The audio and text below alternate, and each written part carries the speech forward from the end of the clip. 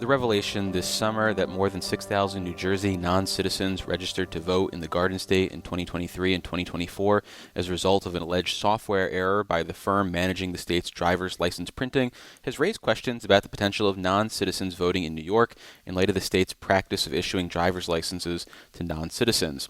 And while the State Board of Elections declined to discuss the possibility on the air, they did send over a statement stressing there is no indication a similar issue has happened in the Empire State, noting that New York's voter registration process is different from New Jersey and lays out checks and balances in the state's registration process. For more on the issue, though, we're joined by Doug Kellner, who previously served as the Democratic co-chair for the State Board of Elections and is now in private practice. Thanks for making the time, Doug. Hi, David. Well, I guess for starters, when you heard about the news out of New Jersey that in addition to non-citizens registering to vote, a few hundred actually did vote, did you think, but the grace of God goes New York? Or did you feel like something like this could never happen in New York because of the safeguards that we have in place? Well, one never says never. And the New York system is not flawless. We've had examples over the years of fraudulent voter registration systems where people have gotten caught and prosecuted. So it's not impossible to register to vote when you're not entitled to. But New York does have lots of systems in place, and perhaps the most important is that New York still follows bipartisan election administration. So nobody gets registered to vote without a Republican and a Democratic election worker approving the registration. And even though, of course, there are almost a million a year, I don't have the exact number in front of me, of new registrations or registration transactions. So it's not necessarily flawless, but there are built-in safeguards. Well, yeah, the process that was laid out when we talked offline with the State Board of Elections is that while voter registration happens at the DMV, it's a separate process from the actual act of getting a license. And in the case of trying to register to vote, someone is asked if they are a citizen or if they're not a citizen. And if they say they're not a citizen, it stops the process right there. But according to the State Board of Elections, if someone does say they are a citizen, they continue to go through the process, have to attest that, yep, this is true, and then ultimately, like you said, that gets reviewed by that bipartisan local board. When you think about that process, does that seem like it is as strong as it could be? And if not, I mean, is there some other way to safeguard against it? It depends how much you want to invest in the voter registration system. Okay. In 2002, when I was a New York City Democratic commissioner from Manhattan, I publicly announced that I thought that New York would be better off if we just abolished voter registration. And because at that time we were spending $50 million a year in maintaining the voter registration system. And in my view, all it did was effectively screen out people who should have been eligible to vote from exercising their franchise. And to me, a complicated procedure to check that each and every person who's registered to vote is entitled to be registered just isn't worth it in terms of the balance of what benefit it provides the public as against the cost. And that led eventually to some groups to clean up the language and say, okay, don't say we're going to abolish voter registration. Let's turn it into universal voter registration, which is that everybody is registered to vote. And that, in effect, your birth certificate becomes your voter registration. And they now call that universal voter registration. I might add that North Dakota is the only state that does not have a voter registration system. so that if you live in North Dakota, you don't have to register to vote. You go to your polling place on election day and sign in. And yes, North Dakota is a much more rural state than New York, but the principle is still the same, is that as long as we're tracking who does actually vote, um, and we're prepared to prosecute those who vote illegally, that would save a lot of the Sturm and Drang and cost of maintaining a voter registration system the way we do now. Well, before we move on, let me reintroduce you for listeners just joining us. This is WCNY's The Capitol Press Room, and we're talking about election integrity with Doug Kellner, who previously served as the Democratic co-chair for the State Board of Elections and is now an attorney in private practice. Well, we've alluded to the fact that New York has this bipartisan state board and local boards of elections to kind of serve as a check on each other, second set of eyes, so to speak. Is that enough, though? Are there other entities, whether it's the state comptroller's office or some other independent body, that is looking over the work of boards of elections? And if not, should there be?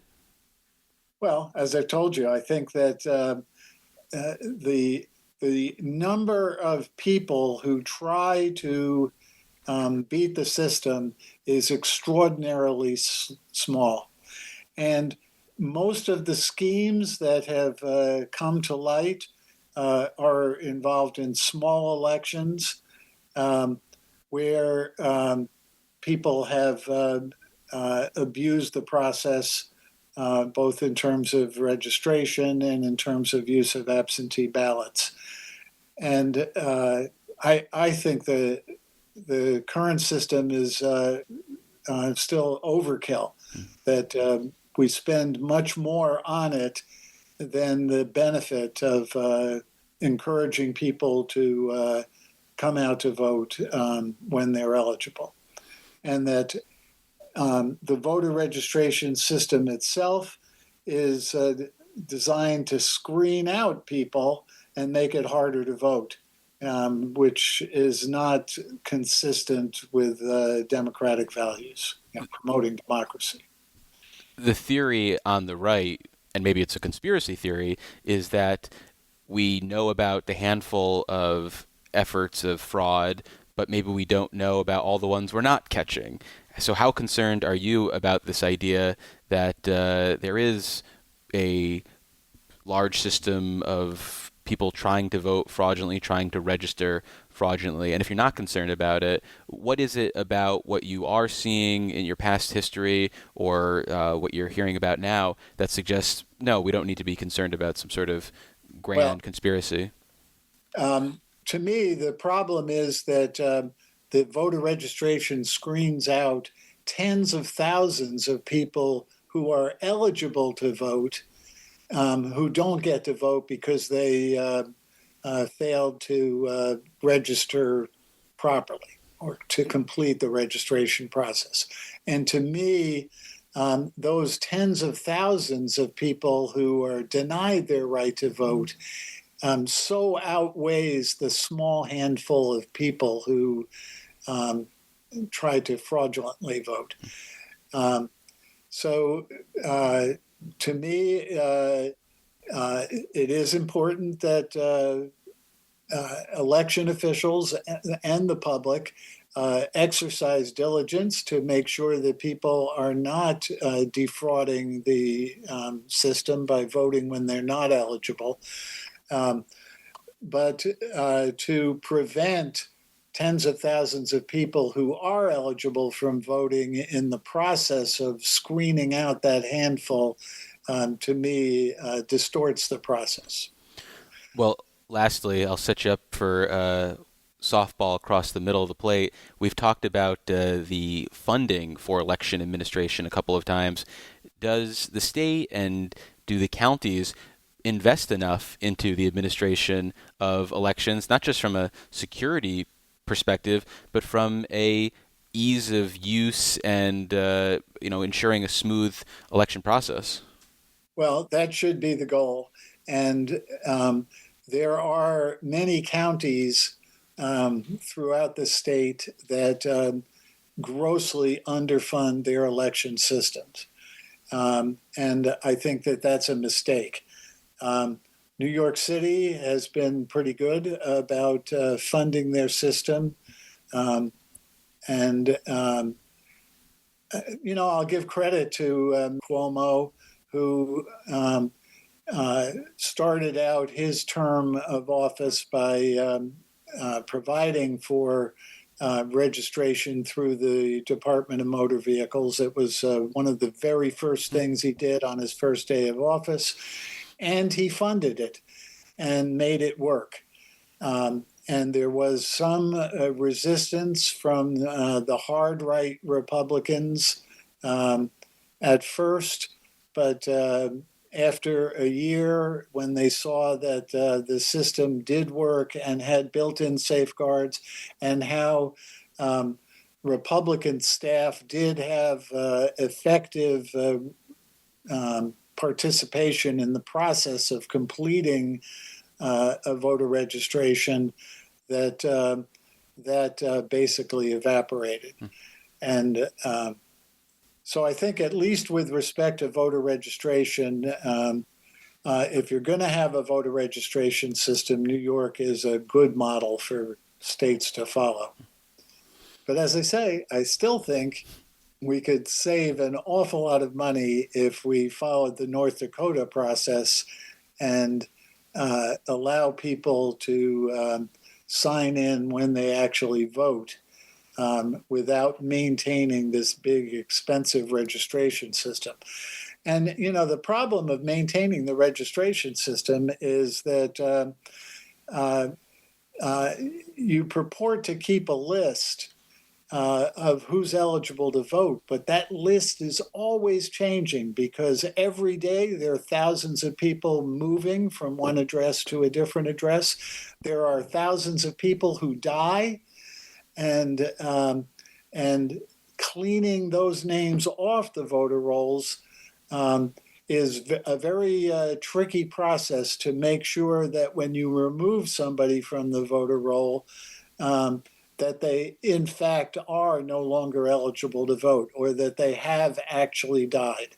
And I can't tell you the number of examples that we've come across over the years where somebody shows up to vote and they're told by the election worker, "Oh, you're not on the list any longer. You died 6 months ago." And they're, "Wait a minute. You're talking about my father or my uncle. He died. That's not me, the one who was actually registered, who got removed from the rolls." And that happens. And that happens more often than the cases of fraud. Well, we've been speaking with Doug Kellner. He's the former Democratic co-chair at the State Board of Elections. Doug, thank you so much for making the time. I really appreciate it. Well, thank you, David, for taking up this topic. And for more Capitol Press Room coverage, including conversations with lawmakers and advocates, check out capitolpressroom.org or wherever you download your favorite podcasts.